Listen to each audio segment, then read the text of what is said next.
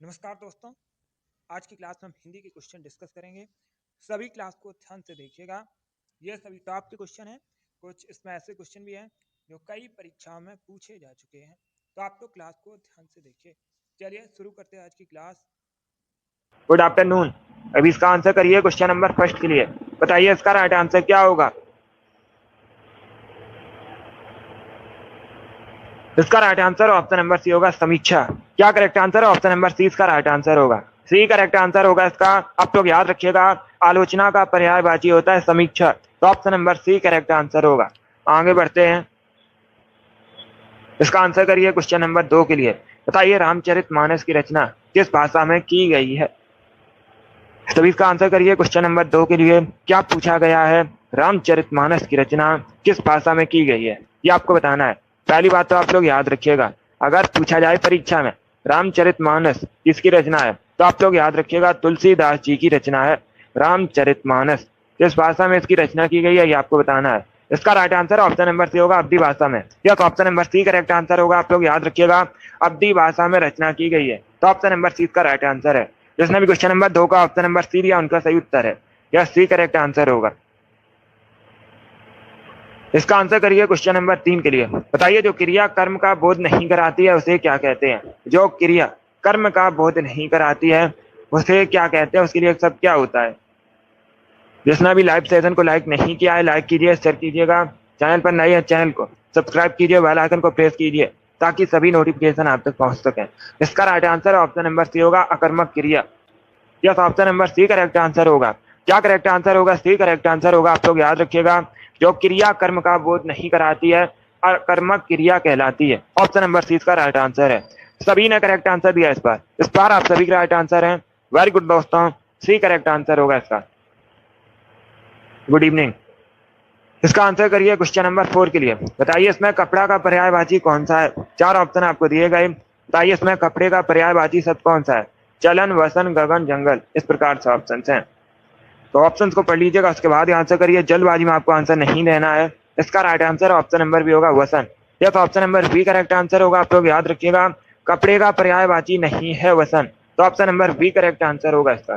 जिसने भी question number 4 का ऑप्शन नंबर बी दिया, उनका सही उत्तर है वसन करेक्ट आंसर होगा इसका। कपड़े का पर्यायवाची होता है। इसका आंसर करिए क्वेश्चन नंबर 5 के लिए। सभी जल्दी से आंसर करिए क्वेश्चन नंबर 5 के लिए। बताइए इसका राइट आंसर क्या होगा। प्राग ऐतिहासिक का अर्थ क्या होता है। सभी इसका आंसर करिएगा। सभी इसका आंसर करिए क्वेश्चन नंबर 5 के लिए। क्या पूछा गया है? प्राग ऐतिहासिक का अर्थ क्या होता है। इसका राइट आंसर क्या होगा।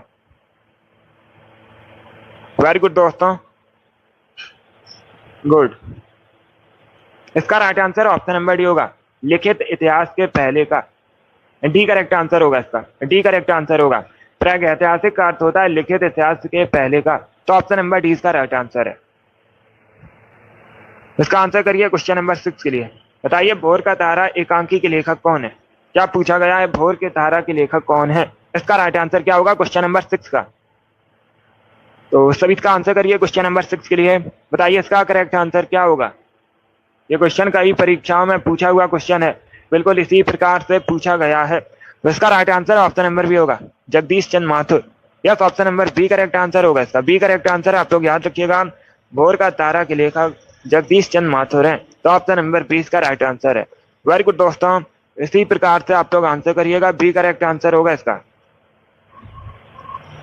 क्वेश्चन नंबर 7 के लिए आंसर करिए।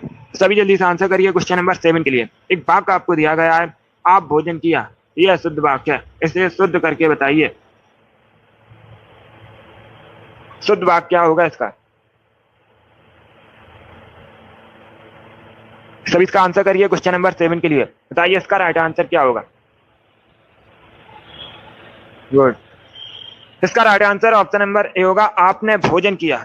क्या करेक्ट आंसर होगा? आपने भोजन किया, तो ऑप्शन नंबर ए इसका राइट आंसर होगा। शुद्ध वाक्य पूछा गया था, ऑप्शन नंबर ए इसका राइट आंसर होगा।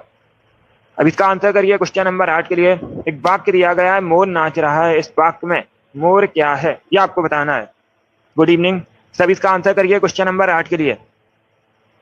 क्या पूछा गया है? मोर नाच रहा है, वाक्य में मोर क्या है, इसका राइट आंसर क्या होगा। डी करेक्ट आंसर होगा, जातवाचक संज्ञा है मोर। क्या है? मोर एक जातवाचक संज्ञा है। तो ऑप्शन नंबर डी इसका राइट आंसर है। जिसने भी क्वेश्चन नंबर 8 का ऑप्शन नंबर डी दिया उनका सही उत्तर है डी। करेक्ट आंसर होगा मोर एक जातवाचक संज्ञा है, डी इसका राइट आंसर होगा। इसका आंसर करिए क्वेश्चन नंबर 9 के लिए। आह्वान का विलोम शब्द क्या होता है? क्या पूछा गया है? आह्वान का विलोम शब्द क्या होता है? ये यूपीएससी की परीक्षा में पूछा हुआ क्वेश्चन है और बहुत सी परीक्षा में पूछा गया है, तो आपके भी एग्जाम में पूछ सकते हैं। बताइए क्वेश्चन नंबर 9 का करेक्ट आंसर क्या होगा? आह्वान का विलोम क्या होता है? गुड। इसका right answer option number C होगा विसर्जन। Yes, option number C correct answer होगा। आप लोग याद रखिएगा आह्वान का विलोम होता है विसर्जन। ऑप्शन नंबर सी इसका राइट आंसर है। जिसने भी क्वेश्चन नंबर 9 का ऑप्शन नंबर सी दिया उनका सही उत्तर है। तो आप लोग याद रखिएगा आह्वान का विलोम होता है विसर्जन। अब इसका आंसर करिए क्वेश्चन नंबर 10 के लिए। सामान्य नियम के विरुद्ध बात वाक्यांश के लिए एक शब्द क्या होता है?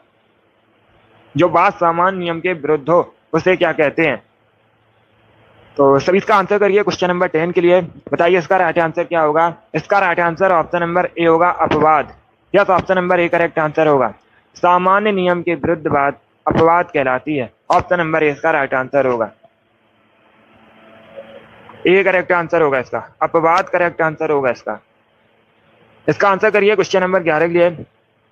महादेवी वर्मा को नीरजा के लिए कौन सा पुरस्कार मिला था? सभी इसका आंसर करिएगा। बताइए इसका राइट आंसर क्या होगा? Good afternoon.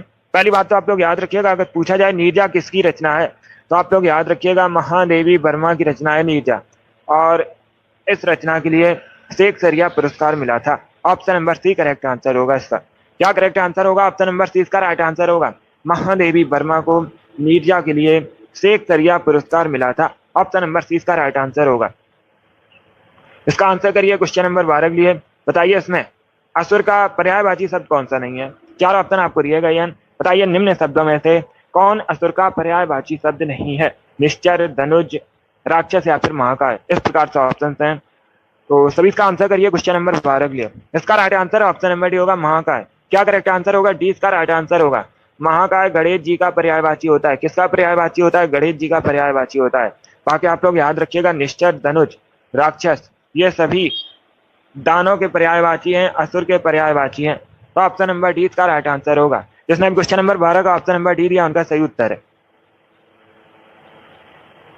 D correct answer होगा इसका। महाकाय करेक्ट आंसर होगा। इसका आंसर करिए क्वेश्चन नंबर 13 के लिए। ऊपर की ओर जाने वाला के लिए एक शब्द क्या होता है? सभी इसका आंसर करिएगा। ऊपर की ओर जाने वाला के लिए एक शब्द क्या होता है? Good evening. इसका right answer option number D होगा ऊर्ध्वगामी। Yes, option number D correct answer होगा। क्या करेक्ट आंसर होगा? डी करेक्ट आंसर होगा। आप लोग याद रखिएगा ऊपर की ओर जाने वाला के लिए एक शब्द होता है ऊर्ध्वगामी। ऑप्शन नंबर डी इसका राइट आंसर होगा। डी करेक्ट आंसर होगा इसका। सभी ने इस बार राइट आंसर दिया, इस बार आप सभी का राइट आंसर है। इसका आंसर करिए क्वेश्चन नंबर 14 के लिए। चित्रलेखा किसकी रचना है? ये आपको बताना है। तो सभी इसका आंसर करिए क्वेश्चन नंबर 14 का। बताइए इसका राइट आंसर क्या होगा? चित्रलेखा किसकी रचना है? लेखक कौन है इसके? सभी इसका आंसर करिएगा। इसका right answer option number A होगा भगवती चरण वर्मा। यस, ऑप्शन नंबर इसका राइट आंसर। आप लोग याद रखिएगा चित्रलेखा भगवती चरण वर्मा की रचना है। तो ऑप्शन नंबर इसका राइट आंसर है। जिसने भी क्वेश्चन नंबर 14 का ऑप्शन नंबर ए दिया उनका सही उत्तर है भगवती चरण वर्मा करेक्ट आंसर होगा। अब इसका आंसर करिए क्वेश्चन नंबर 15 के लिए। वीर या आला किस प्रकार का छंद है? ये आपको बताना है। तो सभी इसका आंसर करिए क्वेश्चन नंबर 15 के लिए। बताइए इसका राइट आंसर क्या होगा? वीर या आला किस जाति का छंद है? इसका right answer option number B होगा मात्रिक। किस प्रकार का छंद है? मात्रिक। तो ऑप्शन नंबर 20 का राइट आंसर होगा। जिसने भी क्वेश्चन नंबर 15 का ऑप्शन नंबर बी दिया उनका सही उत्तर है। Yes, option number B correct answer होगा। अब इसका आंसर करिए क्वेश्चन नंबर 16 के लिए। सभी जल्दी से आंसर करिए क्वेश्चन नंबर 16 के लिए। बताइए इसका राइट आंसर क्या होगा? कबीरदास, सूरदास, तुलसीदास आदि कौन से काल के कवि थे? यह भी क्वेश्चन कई परीक्षाओं में पूछा हुआ क्वेश्चन है। इसका करेक्ट आंसर बताइएगा। इसका right answer option number B होगा भक्ति काल के। क्या करेक्ट आंसर होगा? बी करेक्ट आंसर होगा। आप लोग याद रखिएगा कबीरदास, सूरदास, तुलसीदास भक्ति काल के कवि थे। तो ऑप्शन नंबर 20 का राइट आंसर है। जिसने भी क्वेश्चन नंबर 16 का ऑप्शन नंबर बी दिया उनका सही उत्तर है बी करेक्ट आंसर होगा इसका। अब इसका आंसर करिए क्वेश्चन नंबर 17 के लिए। बताइए लास्ट किस भाषा का शब्द है? इसका राइट आंसर क्या होगा? तुर्की, फारसी, संस्कृत या फिर चीनी? इस प्रकार से ऑप्शन हैं, सभी इसका आंसर करिए क्वेश्चन नंबर 17 के लिए। इसका करेक्ट आंसर क्या होगा? इसका right answer option number A होगा, तुर्की भाषा का। क्या करेक्ट आंसर होगा? ऑप्शन नंबर ए इसका राइट आंसर है। अब इसका आंसर करिए क्वेश्चन नंबर 8 के लिए। शुद्ध वर्तनी का चयन कीजिए, बताइए सुषमा किस प्रकार से शुद्ध लिखा जाएगा? इसका राइट आंसर क्या होगा? सुषमा किस प्रकार से शुद्ध लिखा जाएगा? क्वेश्चन नंबर 17 का आंसर बताइएगा। इसका right answer option number A होगा, इस प्रकार से शुद्ध लिखा जाएगा सुषमा। तो ऑप्शन नंबर इसका राइट आंसर है। अब इसका आंसर करिए क्वेश्चन नंबर 19 के लिए। मानसून किस भाषा का शब्द है? स्पेनिश, अरबी, जापानी या फिर चाइनीज? तो सब इसका आंसर करिए क्वेश्चन नंबर 19 का। इसका right answer option number B होगा, अरबी। क्या करेक्ट आंसर है? बी करेक्ट आंसर होगा, अरबी भाषा का शब्द है मानसून। ऑप्शन नंबर 20 का राइट आंसर होगा। इसका आंसर करिए क्वेश्चन नंबर 20 के लिए। बताइए जिसका ज्ञान इंद्रियों द्वारा ना हो सके उसे क्या कहते हैं? उसके लिए सब क्या होता है?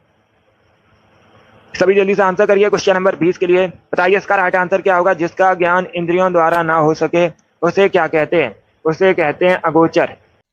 चलिए दोस्तों, आज की क्लास में हमने हिंदी के टॉप क्वेश्चन डिस्कस किए। आई होप आप सभी को ये प्रश्न समझ आए होंगे। तो क्लास को लाइक कीजिए, शेयर कीजिएगा, चैनल पर नए हैं चैनल को सब्सक्राइब कीजिए, बेल आइकन को प्रेस कीजिएगा ताकि सभी नोटिफिकेशन आप तक पहुंच सकें। चलिए इसी के साथ मैं आपको मिलूंगा अगली क्लास में। Thank you guys, thank you for watching.